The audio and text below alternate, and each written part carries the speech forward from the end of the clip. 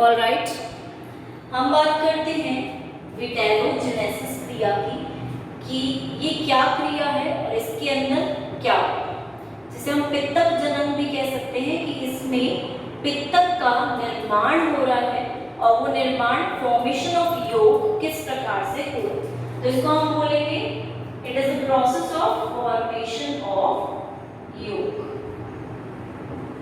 जिसमें पित्तक जो है वो निर्मित होकर बन रहा है। ठीक है, और संचित पदार्थ के रूप में प्राइमरी oocyte जो है, प्राथमिक oocyte जो है उसके अंदर उपस्थित है। तो इसी के अंदर अभी क्रियाएं चल रही है। ठीक, ये वृद्धि अवस्था ही है जिसमें प्राइमरी oocyte देखा जा रहा है। अब हम यहाँ देखते हैं कि फॉर्मेशन ऑफ योग तो हो रहा है, पित्तक का निर्माण तो हो रहा है, पर कैसे हो रहा है ये चीज भी हमारे लिए जानना बहुत ज्यादा जरूरी है। तो हम यहाँ बात करते हैं एक विटेलोजेनिन नामक प्रोटीन उपस्थित होता है।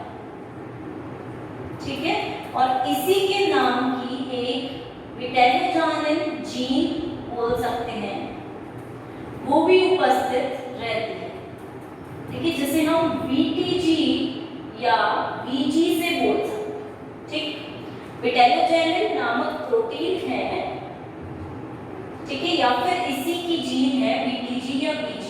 इसके कारण हम मानते हैं ये एक रीजन हो सकता है, एक कारण हो सकता है पित्तक के निर्माण। अब जब हम इसकी बात कर रहे हैं तो यहाँ हम बोलते हैं कि ये किस प्रकार का, इसका जो नेचर है वो किस प्रकार का है।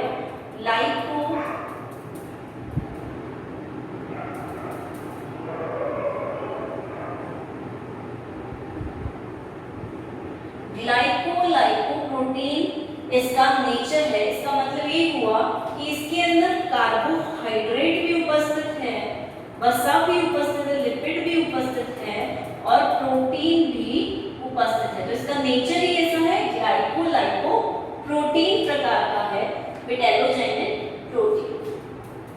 ठीक है, और ये हम बोलते हैं कि ये जाकर हमारे जो फॉस्फेटिन और लिपोविटेरिन उपस्थित होते हैं, जिनसे पित्तक बिंबाणु का निर्माण होता है, उनमें जाकर इसके प्रोटीन मिक्स हो जाते हैं और इन दोनों पदार्थों का निर्माण करते हैं। ठीक है, ये दोनों पदार्थ जो है वो इसके द्वारा ही निर्मित होते हैं। ठीक, ये बात तो हमें क्लियर हो गई कि इसके अंदर तीनों प्रकार के गुण हैं। कार्बोहाइड्रेट, शर्करा का भी गुण है, वसा का भी गुण है और प्रोटीन का भी गुण है। अब इसको हम बोल रहे हैं, ये जो है विटेलोजेनिन, ये निर्मित कहाँ होता है, लिवर के अंदर बनता है, यकृत में ये बनता है। और एस्ट्रोजन जो होता है, ठीक है, एस्ट्रोजन हार्मोन होता है, उसका लेवल, उसकी कितनी मात्रा है वो इसको बनाने में हेल्प करती है, इसके निर्माण में, इसके फॉर्मेशन में हेल्प करेगी लिवर के अंदर। और यहाँ से लिवर से फिर इसे oocyte के अंदर भेजा जाता है। ओवरी में, अंडाशय में जो oocyte उपस्थित है वहां पे भेजा जाता है, जहां पे ये ऑलरेडी प्रेजेंट रहते हैं। ठीक, और इन्हीं के साथ उसका संलग्न हो जाता है, मिल जाते हैं ये आपस में। तो एक हम बोल रहे हैं विटेलोजेनिन प्रोटीन के कारण भी हमारे योग का, पित्तक का निर्माण हो सकता है। ठीक है, दूसरी चीज हम मान के चलते हैं, ये तो हमारे फर्स्ट चीज बोली। दूसरी चीज हम बोलते हैं योग न्यूक्लियस या पित्तक केंद्रक के द्वारा भी पित्तक का निर्माण होता है। ये बोला गया है, ये बताया गया है। तो पित्तक केंद्रक की अगर हम बात करते हैं तो हम ये मान के चलते हैं कि ये पित्तक केंद्रक के पास रहा होगा। ठीक है, केंद्रक जो न्यूक्लियस होता है अंडाणु का, उसके पास रहता होगा प्राइमरी oocyte में, प्राथमिक oocyte के अंदर, और बाद में ये टूटकर अलग हो गया होगा, इसलिए हमें वहां आसपास देखने को नहीं मिलता। ठीक है, लेकिन हम बोलते हैं इसके द्वारा भी हो सकता है हमारा जो पित्तक है वो निर्मित होता है। तो पहले हमने बोला इसके पास रहता होगा और फिर बाद में टूटकर अलग हो जाता है। माइटोकॉन्ड्रिया में भी देखने को मिली, ठीक है। और माइटोकॉन्ड्रिया में कहाँ देखने को मिली ये देख लेते हैं। ये हम बात कर रहे हैं माइटोकॉन्ड्रिया की संरचना की।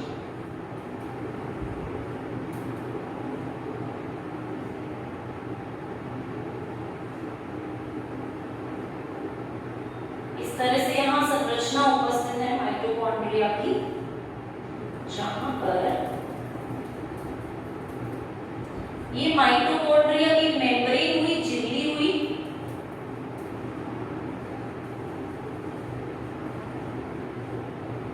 ये हुए योग प्लेटलेट बिंबाणु रूप में पित्तक, और ये हुई माइटोकॉन्ड्रिया की क्रिस्टी रूपी संरचना।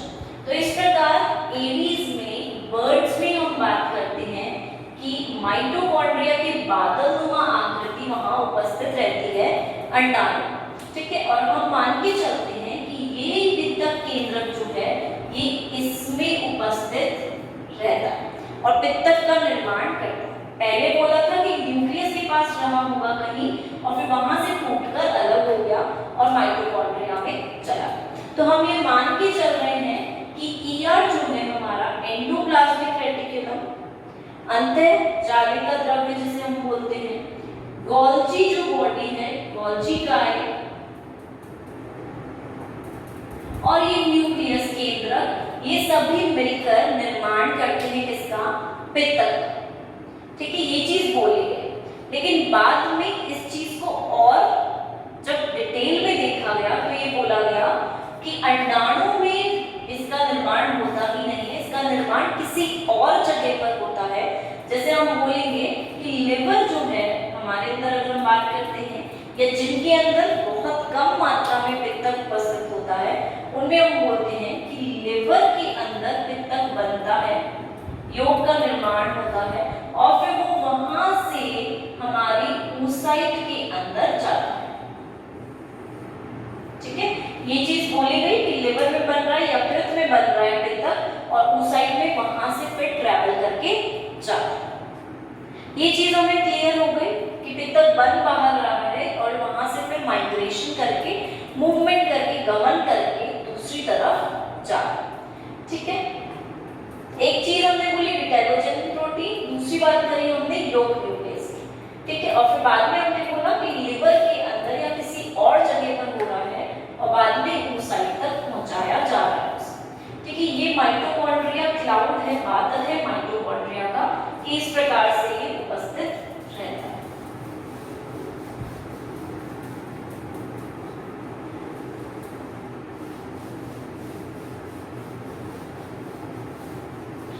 दूसरी हम बात करेंगे यहाँ पर कि हम बोल रहे हैं पित्तक जा रहा है, तो पित्तक जा रहा है oocyte के अंदर और ये oocyte है, ठीक है। ये oocyte कोशिका है।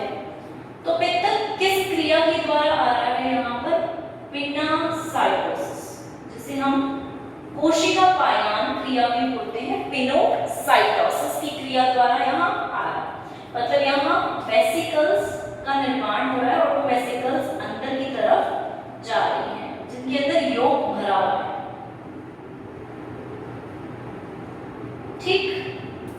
ये वेसिकल्स अंदर की तरफ जा रहे हैं, बीच में आके एकत्रित हो रही हैं और इनमें जो मेम्ब्रेन है, इनके आसपास जो झिल्ली होगी वो वहां पर क्या हो जाएगी? ब्रेक हो जाएगी, टूट जाएगी और इनका जितना भी मटेरियल है, जितना भी पदार्थ इनके अंदर है, वो बीच में आके यहाँ पर एकत्रित हो जाए और क्या बनाएगा? योग प्लेटलेट का निर्माण करेगा। तो कोशिका पायन विधि के द्वारा ये अंदर ले रहे हैं, झिल्ली टूट रही है और अंदर की तरफ इकट्ठे हो रहे हैं और पित्तक बिंबाणु का निर्माण करें। अब एक चीज जो हम बोलते हैं कि फॉस्फेटिन जो है, फॉस्फेटिन की बात करते हैं हम, ठीक है। ये एक सब्सटेंस है, एक पदार्थ है और एक है लिपोविटेलिन, ये दूसरा पदार्थ है, ठीक है। ये दोनों मिलकर हम बोल रहे थे कि इसके दो मॉलिक्यूल, इसका एक, ये दोनों मिलकर पित्तक बिंबाणु को बना रहे हैं। तो oocyte में लिपोविटेलिन जो है वो पहले से ही उपस्थित रहता है और फॉस्फेटिन बाहर से बन के आके यहाँ आता है और लिपोप्रोटीन के साथ फिर जुड़ जाता है और फिर यौगिक प्लेटलेट का निर्माण होता है। तो ये चीज बाहर से आ रही है, ये अंदर उपस्थित है, दोनों में बाइंडिंग होगी, दोनों जुड़ेंगे आपस में और यौगिक प्लेटलेट का निर्माण कर देते हैं। ठीक है, ये चीज हमें पता है। अब हम फॉस्फेटेट की ही बात कर लेते हैं कि जैसे हम बात कर रहे हैं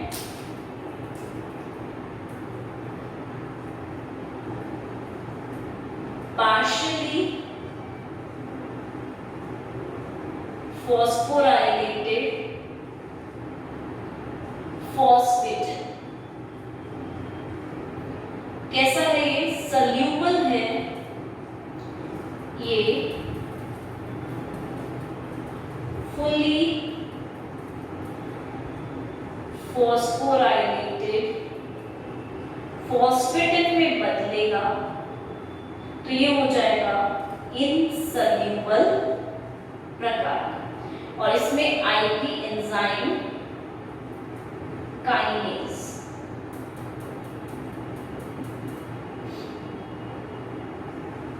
Mg2+ और ATP।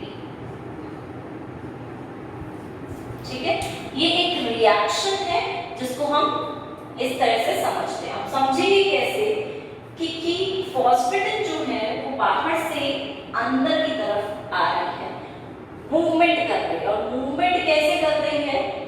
किसी के साथ घुलेगी तभी मूवमेंट कर पाएगी, सल्यूबल फॉर्म में होगी, घुलनशील अवस्था में होगी तभी वो गमन कर पाएगी। तो सबसे पहले फॉस्फेटिन को यहाँ पर फॉस्फेटेज एंजाइम के द्वारा कैसा किया जाता है? पार्शियल किया जाता है। ठीक है, इसका फॉस्फेट समूह यहां से हटाया जाता है। जब फॉस्फेट समूह हट जाएगा तो ये किस प्रकार में आ जाएंगी? पार्शियल, आंशिक फॉस्फोरीकृत हो जाएंगी, आंशिक फॉस्फोरीकृत हो जाएंगी फॉस्फेटिन। तो ये क्या हो जाएंगी? घुलनशील अवस्था में बदल जाएंगे। और वो किसकी वजह से हो रही है? फॉस्फेटेज एंजाइम की वजह से, जो कि फॉस्फेट समूह को हटा रहा है, रिमूव कर रहा है फॉस्फेट ग्रुप को और इसे सल्यूबल फॉर्म में घुलनशील अवस्था में ला रहा है वाटर के साथ। अब ये क्या होगा? जल के साथ मिलकर यहाँ oocyte तक आ जाएंगे। प्राथमिक oocyte जो है वहां तक जल के साथ मिलकर इजीली गमन करती हुई आ जाए। अब गमन करके यहाँ आई, ठीक है, तो यहाँ क्या किया जाता है? माइटोकॉन्ड्रिया के द्वारा, माइटोकॉन्ड्रिया के द्वारा काइनेज एंजाइम को सिक्रीट किया जाता है, स्रावित करवाया जाता है।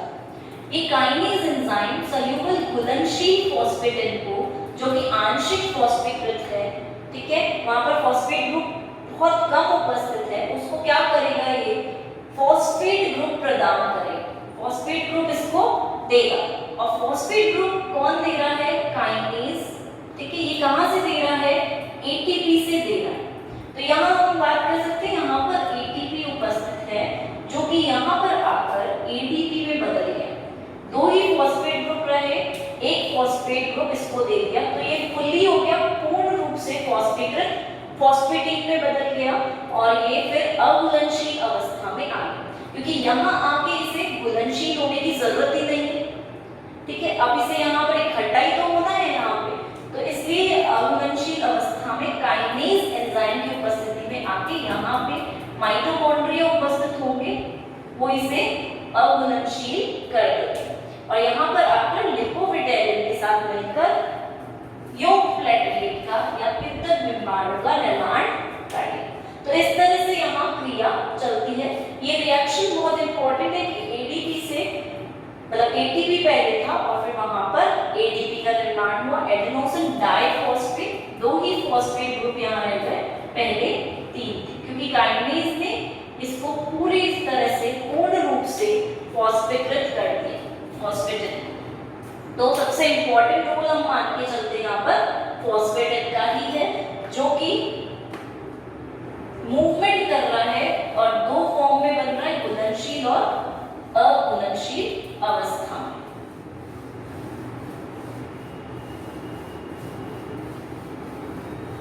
अब हम बात करते हैं विटेलोजेनेसिस को। देखिए प्रकार हो रहा है। फंक्शंस ऑफ योग देख लेते हैं कि योग के कार्य क्या है। ठीक है, योग कहाँ कहाँ उपादेयता रखता है। तो सबसे पहले हम बात करेंगे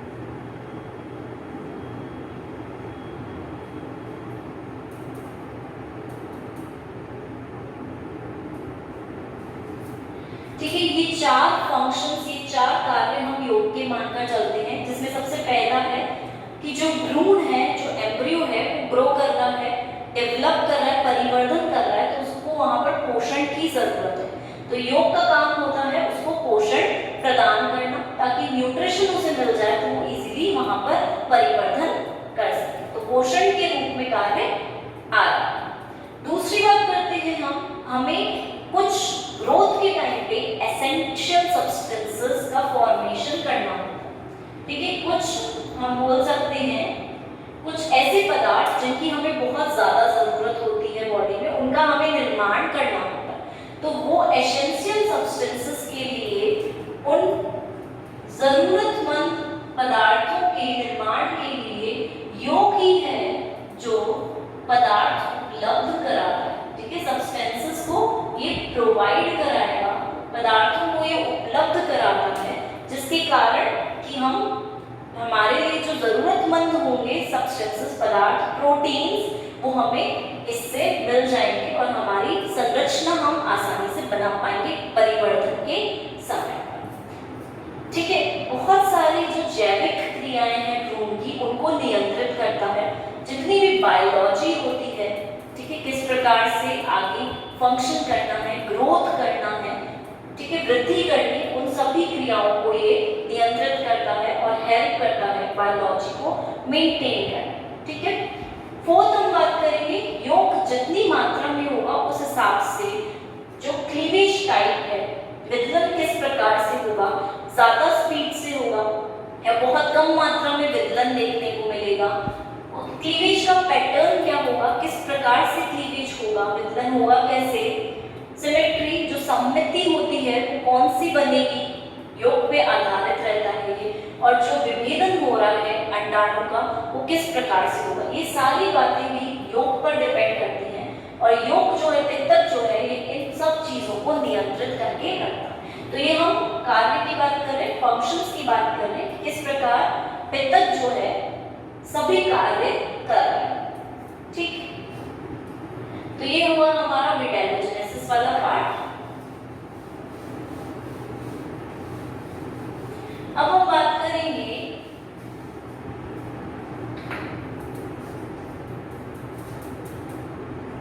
differentiation in oocyte।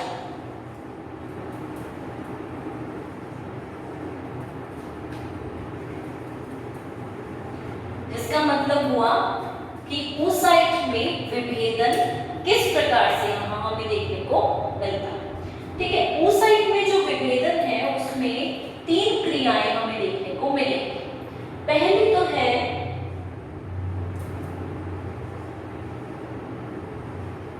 Establishment of access, दूसरी है एस्टेब्लिशमेंट ऑफ सिमेट्री। ठीक है, सममिति का एस्टेब्लिशमेंट। बाकी की बात हम बाद में करेंगे। तीसरा एक और है, उसको हम अभी देखेंगे। पहला है विभेदन में एक्सेस जो है, अक्ष जो है, वो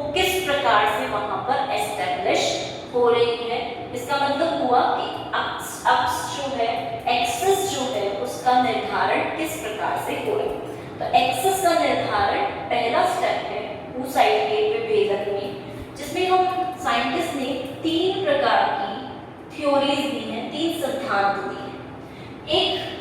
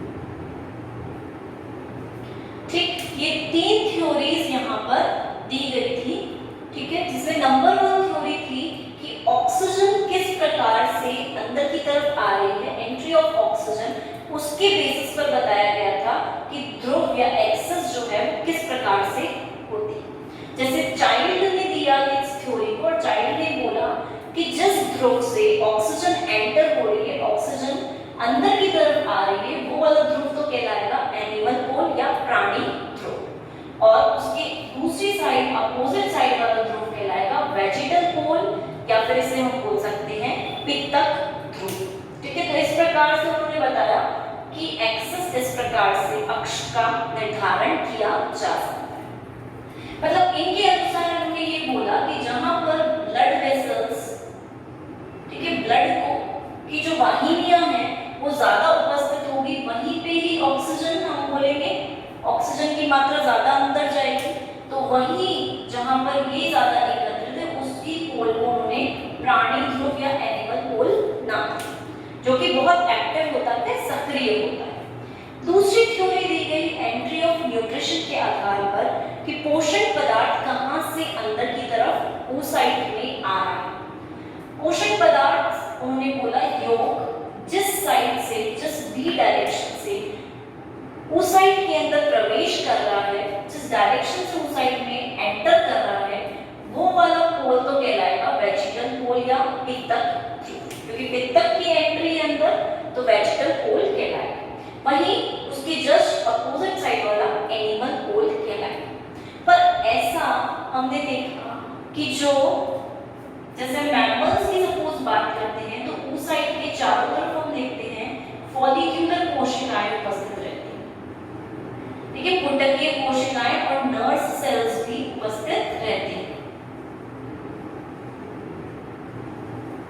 और नर्व सेल्स। तो हम ये मान के चलते हैं कि अंडाणु के चारों तरफ से ही पित्तक अंदर की तरफ आ रहा है। तो ये चीज हम नहीं मान सकते कि जहां से पित्तक अंदर आ रहा है उसी को हम पित्तक ध्रुव बोलेंगे, क्योंकि फिर हम पूरे को ही पित्तक ध्रुव मानना पड़ेगा। तो इसलिए इस थ्योरी को बाद में रिजेक्ट किया। Polarity is a character of each cell, ध्रुवता प्रत्येक कोशिका का गुण है, ये थ्योरी दी गई बैलेंस्की के द्वारा कि ध्रुवता हर कोशिका में होना अनिवार्य है और होती ही होती है। और ये ध्रुवता किस आधार पर होती है, उन्होंने बताया पित्तक के आधार पर।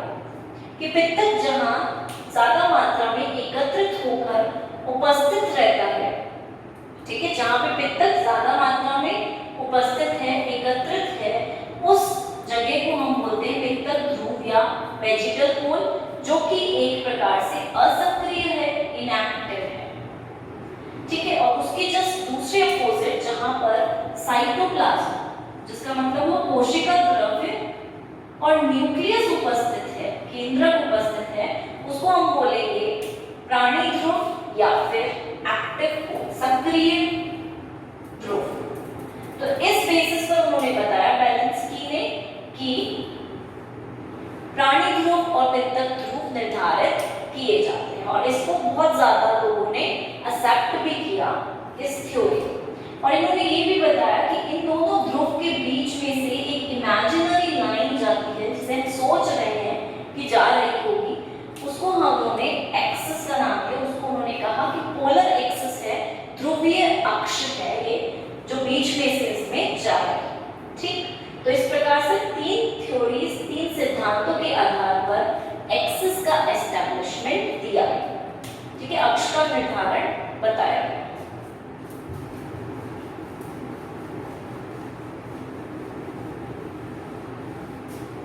दूसरी हम बात करेंगे सिमेट्री की, सममिति की।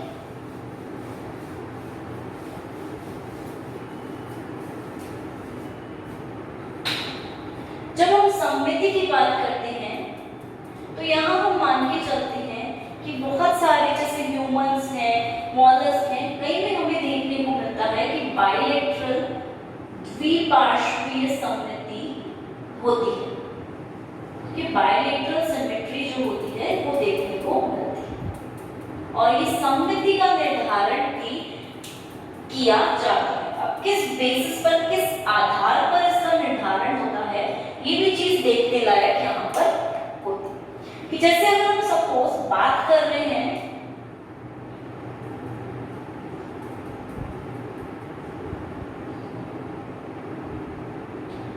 आरएनए की, ठीक है, जहां पर आरएनए की मात्रा ज्यादा होगी, उस दिशा को इन्होंने डॉर्सल सरफेस या फिर पृष्ठ सतह का, ठीक है, और जहां उसके अपोजिट वाली डायरेक्शन होगी तो उसको अधर सतह या वेंट्रल सरफेस कहा।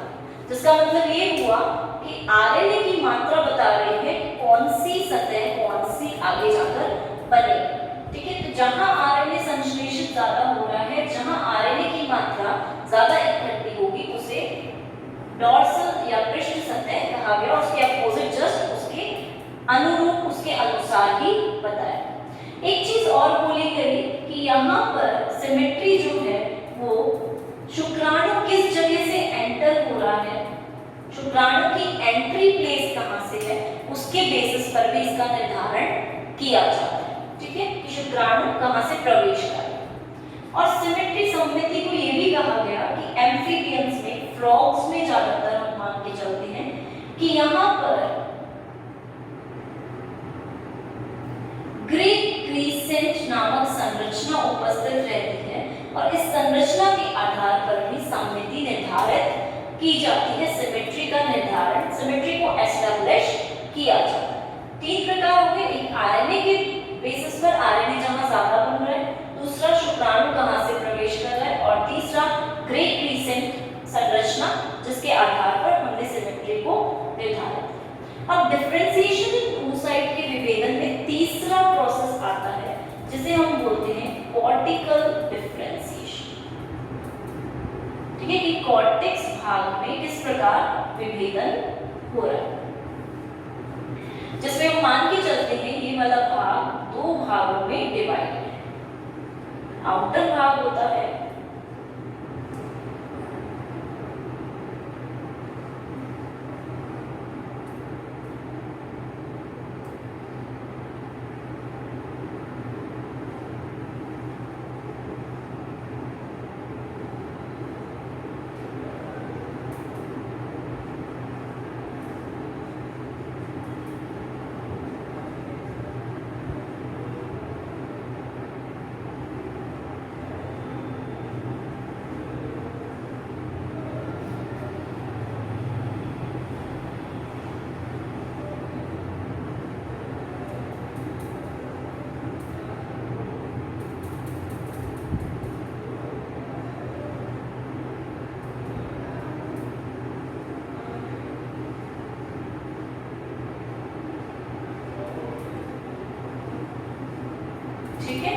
उनकी उपस्थिति हम देखेंगे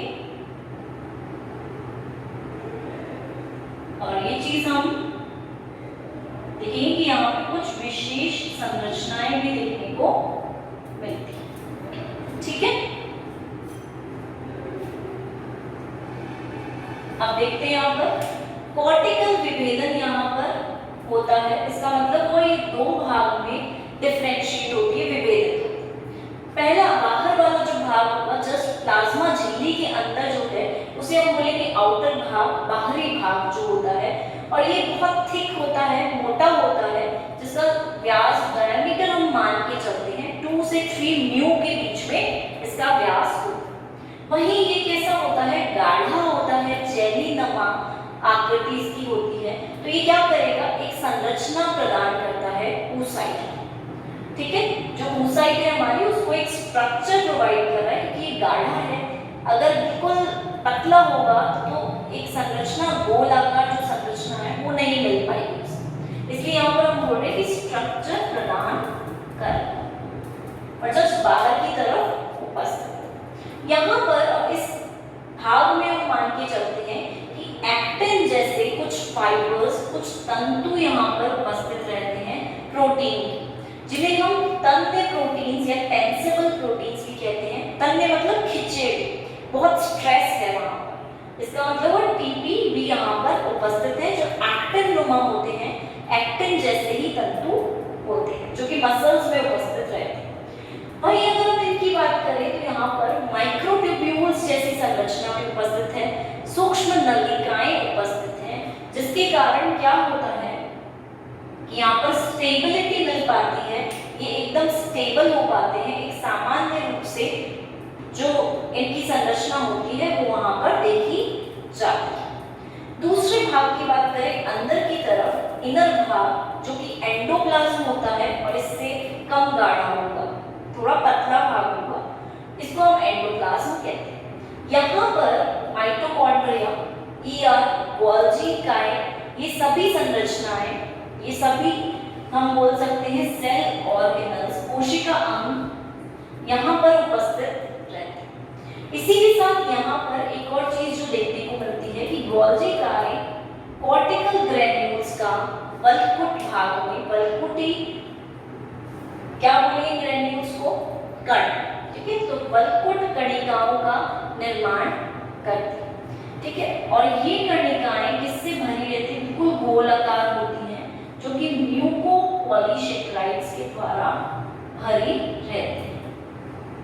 बीच वाले भाग में, अंदर वाले भाग में हो रहा है ये, ठीक, और वहां पर इनका निर्माण होके ये बाद में परिधि की तरफ पेरिफेरल सिस्टम में आ जाती है। ठीक है, बीच में बन रही है और फिर परिधि की तरफ बाद में आ जाती है। तो ये कॉर्टिकल ग्रेन्यूल्स इस तरह से उपस्थित रहते हैं, जिन्हें हम कणिकामय बल्कुट भी बोलते हैं, कॉर्टिकल कणिकामय प्रकार का बोलते हैं, क्योंकि कणिका रूप में ही होती हैं, बहुत सारे छोटे छोटे कण के रूप में ये व्यवस्थित है।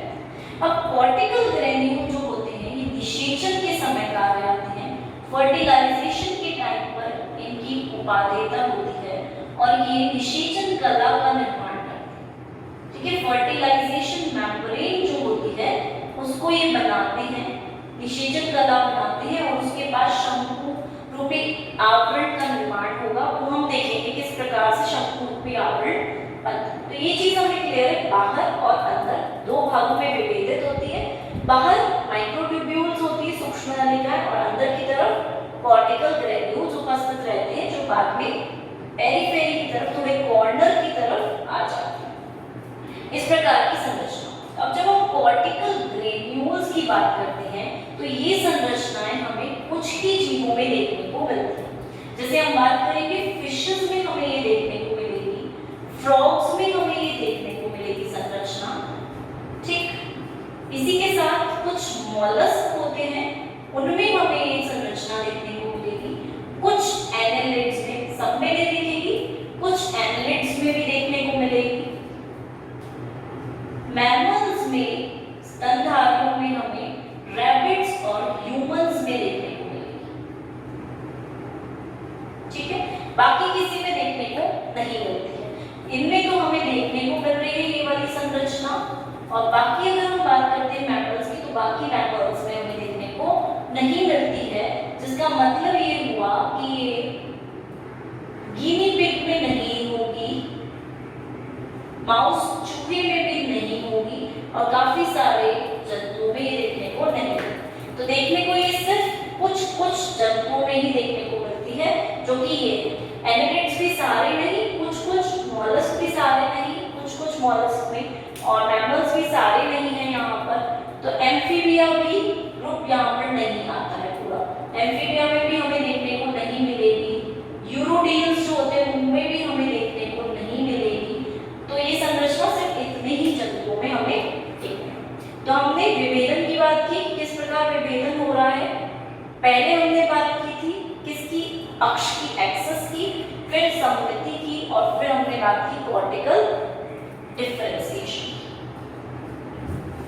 विभेदन।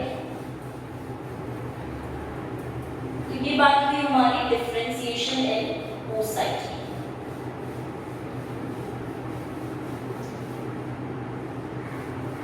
अब हम बात कर रहे हैं differentiation in oocyte, that means विभेदन जो oocyte में हुआ वो किस अवस्था में हो रहा है, प्राइमरी oocyte में, राइट। प्राइमरी oocyte में ये विभेदन हो रहा है। और हम ये भी देख के चलते हैं कि यहाँ पर कहीं प्रोफेज पहली अवस्था जो है वहां पर जाकर कुछ रुक गया है, ठीक है, यहाँ पे जाके क्रोमोसोम्स रुक गए और फिर पूरा ग्रोथ वृद्धि यहाँ देखने को मिलती है, ठीक है। अब सेकेंड स्टेप में हम पढ़ेंगे मैच्योरेशन फेज, ठीक है। हमने पढ़ ली गुणन अवस्था, मल्टीप्लिकेशन फेज, ग्रोथ फेज पढ़ ली, वृद्धि अवस्था देख ली कितनी बड़ी थी इसके अंदर देखने को ही हमें मिली। अब तीसरी अवस्था है हमारी मैच्योरेशन या परिपक्वन अवस्था। इसके अंदर हमें क्या देखने को मिलेगा कि प्राइमरी oocyte जो है, जैसे हमने बात की प्राथमिक oocyte जो है उसमें क्या होगा, मियोसिस फर्स्ट होगा, अर्धसूत्री विभाजन पहला होगा, और ये द्विगुणित से सेकेंडरी oocyte में बनेगी जो कि अगुणित हो जाएगी और एक पोलर काय का निर्माण करेगी। ये पोलर काय भी कैसी होगी, एन प्रकार की, अगुणित प्रकार की, दोनों, ठीक है। फिर यहां से मियोसिस सेकेंड की क्रिया होगी और ये बदलेगा ओवम में, अंडाणु में, जो कि एन प्रकार का होगा। एक और यहाँ से पोलर काय का निर्माण होगा एन प्रकार की, और ये दोनों पोलर काय भी बाद में विभेदित होगी, पोलर होगी, एन एन प्रकार की दोनों। तो ये तीनों पोलर काय बाद में डिसइंटीग्रेट हो जाएंगे। अब यहाँ देख लेते हैं, ठीक है। हमने बोला मियोसिस फर्स्ट में चली गई, ठीक है, अर्धसूत्री विभाजन। गुणसूत्रों की संख्या क्या करनी है, आधी करनी है, 2n से n पे लाना है। अब यहाँ पे क्या होगा, इस जगह पर हमने पढ़ा था लेक्टोटीन, जाइगोटीन, पिकाइटीन, डिप्लोटीन और डाइकाइनेसिस। तो डाइकाइनेसिस तक ये आएंगे, अलग अलग होंगे क्रोमोसोम्स, और क्या करेंगे, यहाँ पर सेंट्रियोल तारक केंद्र उपस्थित होंगे। ये सेंट्रियोल दो पार्ट्स में विभाजित हो जाएंगे, फर्स्ट एंड सेकंड, ठीक, दो भागों में ये विभक्त हो गए और ये एस्टर्स बनाएंगे, ठीक है। तारारूपी तारक को बनाएंगे, एस्टर्स बनाएंगे, जिसके कारण क्या होगा कि स्पिंडल फाइबर्स होंगे, यहाँ एस्टर्स होंगे,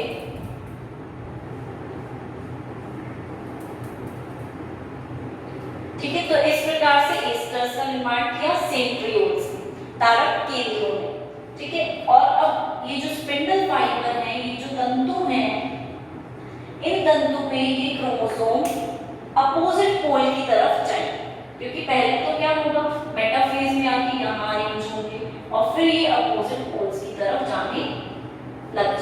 एनाफेज में आते आते यहाँ तक आ जाएंगे, ठीक है, और यहाँ वाले यहाँ आ जाएंगे। फिर क्या रहेगी अवस्था, टीलोफेज। तो टीलोफेज में जाके क्या होगा, यहाँ पर कोशिका में अलग अलग कोशिकाएं बनेंगी, ठीक है, डिवाइड होगा। तो अलग अलग कोशिकाएं किस प्रकार बनेंगी कि एक ओवम है ये, तो इसमें थोड़ी सी बल्जिंग आउट हो जाएगी, थोड़ा सा साइटोप्लाज्म कोशिका द्रव्य और थोड़ा सा न्यूक्लियस, ये दोनों बाहर आ जाएंगे। और इस तरह से यहाँ पर दो बॉडी का निर्माण हो जाएगा। ये भी एन है, ये भी एन है। कोशिका द्रव्य इसमें ज्यादा है, इसमें कम है, छोटा सा है, और यहाँ न्यूक्लियस भी है, यहाँ पे भी न्यूक्लियस। तो विभाजन हो गया, एक छोटी सी बॉडी का निर्माण हुआ, काय का निर्माण हुआ, उसे हमने बोला पोलर काय, ठीक है। अब ये आगे जाकर जब और विभेदित होगी, मियोसिस सेकंड के अंदर जाएगी, तो मियोसिस सेकंड में क्या होगा, इस पोलर काय से दो और पोलर काय बनेंगी, और इससे, क्योंकि ये सेकेंडरी oocyte है, द्वितीयक oocyte है, तो इससे भी एक ओवम और एक और पोलर काय का निर्माण होगा। तो तीन पोलर काय का यहाँ पर निर्माण हम देख रहे हैं, ठीक। यहाँ पर शुक्राणु जैसी स्थिति नहीं देखने को मिल रही कि हमें एक स्पर्मेटिड से चार स्पर्म देखने को मिल रहे थे, चारों के चारों कैसे थे, एक्टिव थे, सक्रिय थे। यहाँ पर सिर्फ एक ही देखने को मिल रहा है और एक ही एक्टिव है, सक्रिय है, बाकी सारे बाद में हटा दिए जाते हैं, यहाँ से रिमूव किए दिए जाते हैं, डिसइंटीग्रेट हो जाते हैं, मतलब वहां से गायब हो जाते हैं। इनका कोई कार्य नहीं है, इनका कोई फंक्शन नहीं। तो ये चीज हमें क्लियर हो गई। अब एक चीज हम ये भी मानते हैं कि मियोसिस फर्स्ट सेकेंडरी oocyte का निर्माण तो हो जाता है हमारी बॉडी के अंदर, लेकिन ओवम का निर्माण कब होता है हमारी बॉडी के अंदर, जब फर्टिलाइजेशन की क्रिया होती है, ठीक है। फर्टिलाइजेशन की क्रिया होगी तब ये ओवम का निर्माण होगा, जो कि एक परिपक्व है, मैच्योर फॉर्म में उपस्थित, तभी ये निर्मित होकर स्पर्म के साथ आसानी से निषेचन क्रिया को कर सकता है। तो उस टाइम तक मियोसिस सेकंड रुक जाता है, आधे टाइम तक, और फिर पूरा कंप्लीट होकर, पूरा पूर्ण रूप से होकर ओवम का निर्माण कर देता है। तो इस तरह से मैच्योरेशन फेज या परिपक्वन अवस्था देखी जाती है। अब हमने बोला मियोसिस फर्स्ट सबसे बड़ी होती है और उसकी भी प्रोफेज फर्स्ट जो है वो सबसे बड़ी होती है। तो इनकी स्टेजेस है ये सारी, और इनको याद करने की एक छोटी सी ट्रिक है कि लता जरा पानी दे दे। इससे हम याद कर सकते हैं कि इनका सीक्वेंस ऑर्डर क्या है। जैसे फर्स्ट लता है एल, लैक्टोटीन, जरा जेड, जाइगोटीन, पानी पेटाइटीन, दे दे डिप्लोटीन और डाइकाइनेसिस, ठीक है। इस प्रकार से ये हम याद कर सकते हैं और बहुत आसान हो जाता है हमारे लिए सीक्वेंस ऑर्डर। ऐसे तो सबको याद हो ही जाती है, इजी है, ऐसा कुछ नहीं। अब एक क्वेश्चन हमारे माइंड में आता है कि जब डिवीजन हो रहा है, ठीक है, जब इस तरह से ये विभेदित हो रहे हैं, अलग अलग कोशिकाएं बना रहे हैं, तो अनइक्वल प्रकार का डिवीजन क्यों? Why there is unequal type of division? असामान्य प्रकार का डिवीजन क्यों है कि ओवम तो इतना बड़ा बन रहा है और हमारी पोलर काय इतनी सी बन रही है, ऐसा क्यों? तो ऐसा क्यों है, इसके पीछे एक रीजन रहता है, एक कारण रहता है कि ओवम के अंदर क्योंकि हमने क्या बनाया है, योग बनाया है, इसके क्रोमोसोम्स को बड़ा बड़ा किया है, लैम्प्रश क्रोमोसोम का निर्माण किया है यहाँ पर। तो अगर हम इक्वली डिवाइड करेंगे, सामान्य रूप से डिवाइड करेंगे, तो ये योग तो यहाँ चला जाएगा, आधा योग कहाँ चला जाएगा, वहां चला जाएगा। तो फिर हमने जो योग इतनी बड़ी क्रिया की, कई बार कुछ जंतुओं में हमने देखा 3-3 साल लग गए वृद्धि करने में, तो वो हमारा क्या यूज करा, हमारे लिए कोई यूज का ही नहीं रहेगा। तो इसीलिए यहाँ पर क्या होता है कि एक छोटा सा पार्ट यहाँ से रिमूव किया जाता है ताकि कोई ज्यादा नुकसान नहीं हो, क्योंकि डिवीजन तो होगा, ठीक है, क्योंकि वहां पर मियोसिस तो होगी क्रिया, मियोसिस सेकंड में होगी विभाजन जैसी होगी, तो उसको हम रोक नहीं सकते। इसलिए बॉडी के अंदर ऐसे चेंजेस हुए, हमारे शरीर में ऐसे बदलाव हुए, जिसके कारण सिर्फ इतना सा भाग ही यहाँ पर आ जाता है। और क्योंकि इसमें ज्यादा कुछ नहीं है, एक न्यूक्लियस ही तो है और एक थोड़ा सा साइटोप्लाज्म है, तो उससे ज्यादा फर्क नहीं पड़ेगा। और पोषण जो है वो आसानी से, जो भी जंतु है उसको आसानी से मिल सकता है, एम्ब्रियो को, भ्रूण को पोषण प्रदान हो सकता है और उसके कारण उसका परिवर्धन आसानी से हो सकता है। तो ये चीज हमें क्लियर है कि क्यों ऐसा असामान्य प्रकार का विभेदन करवा